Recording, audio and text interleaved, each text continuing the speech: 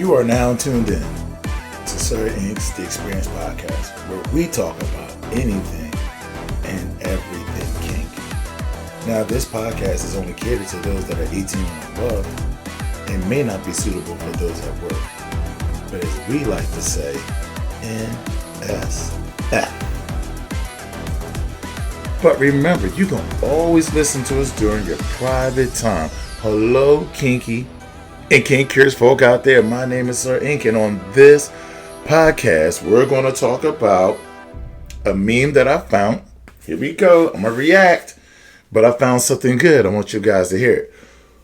And it goes, the title is, We Don't Want to Choose. And this is by a Tumblr page that is now deactivated called Pleasure Whore.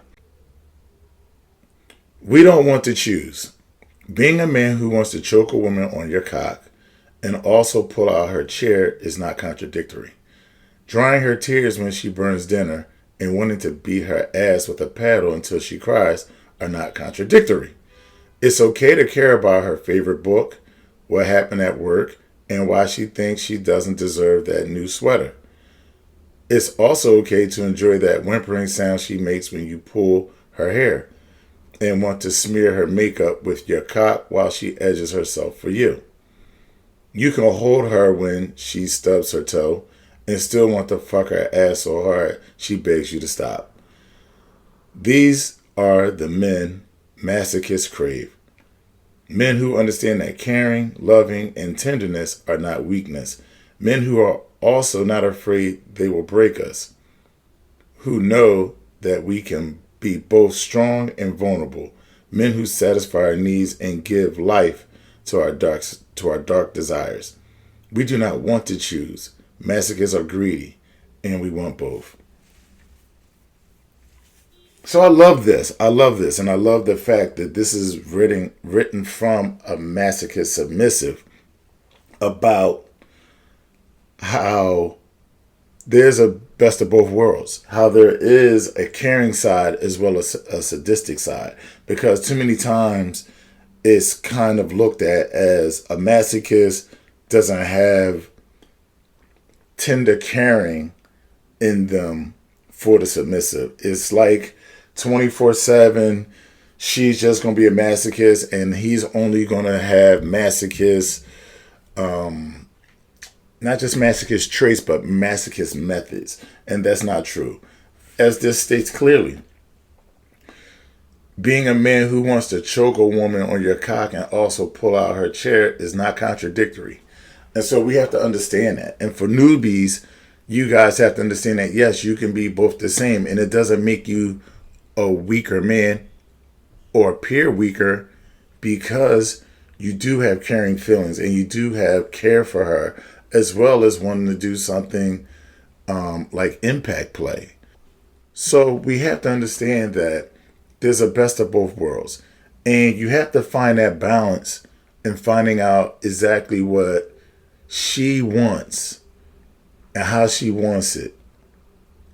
And understanding who you are, and does that meet that level? Is that level a little bit below yours? Or is it higher than yours? And what can you do to level up, right? Because you want to be able to give someone exactly what they need and maybe try to bring them a little higher. And this is a two-way street. Like, her level of masochism may be, deeper than the dom's. So the dom has to understand, like, okay, wow, can I get to that level? Can I take myself there? Can I take her there? And how do we get there? And so these are things that, I think need to be discussed more. And it's not said in pictures. Again, a lot of stuff online is just pictures and memes and not really discussions. And so we always say communication. All relationships thrive on good communication. And so these are things that need to be discussed. Like, how do you want it? And how am I giving it? It's okay to be in a session and the sub saying, like, listen, that's a little too much. It's okay to be in a session and say, and ask, am I going too far? It's okay to say, listen, I know that, where you are with it, but I'm not there, but, we can get there and not feel inadequate as the Dom. You're not inadequate if you're not where she is, as far as the sadist side, the masochist side, her masochist side to your sadist side. If it doesn't level up, that's okay. You can get there if it's in you to get there. But you have to be okay with saying, yes, I can get there, or no, I can't get there. Again, you guys heard me say that consent, non-consent play was tough for me at the beginning because I never saw myself as this guy who would, you know, do something like that, out of my own free will to impose myself on a woman this way. But it's not about me.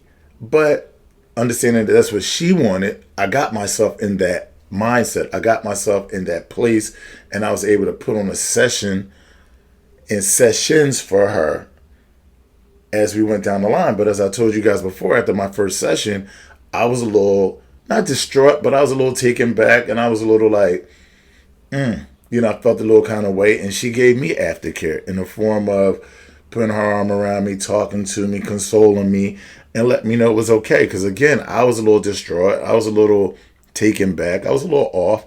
But she was like electrified. Her eyes was bright. She felt great.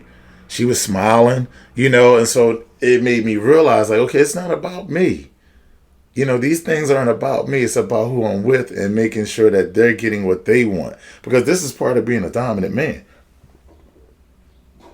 A dominant man in the world of BDSM and power exchange.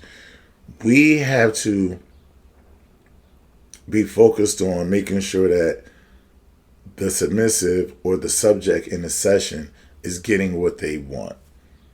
And sometimes them getting what they want will make you come out of your comfort zone or make you try new things, and that's fine. If they have experience in it, then they can teach you how to get there. And don't be, as a man, as a dominant figure in this role, do not be apprehensive about learning something from the sub. That's another thing. Like, we have to understand that submissives can also teach you how to be a better dominant in certain ways.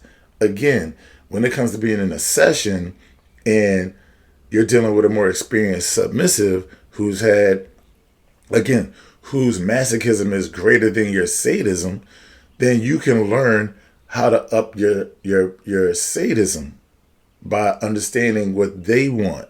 So never feel like you can't learn something from the submissive, the masochist, because you can. This is how you grow, but you got to check your ego in this. You have to check your ego. You have to check your ego. But again, I always say dominance, you have to have yourself together in a way that you know where you want to go with things with a submissive, with a woman. Or if you're a female dom, where you want to go with your male subs or your female subs. Like, these things need to be stated. These things need to be well thought out.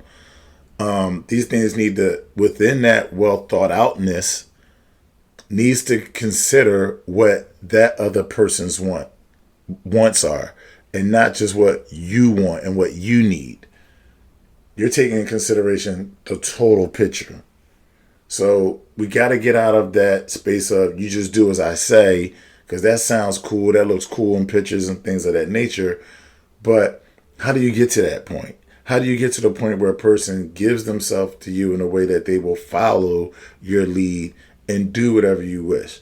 You just don't get there first time out, first time meeting, or first time doing a session. And you say, like, yo, you're just going to do what I say, without building a foundation, which starts with good communication, which also secondly goes into being honest with who you are, what you're capable of doing, and what you're willing not to do. We have to understand that. But these are my thoughts on this. What do you guys think? Put comments below. If you're watching this on YouTube, hit like and subscribe. Please share it. Get others' thoughts on it. And until next time, thank you for listening. And you guys know where you can find me, Sir INQ, on everything.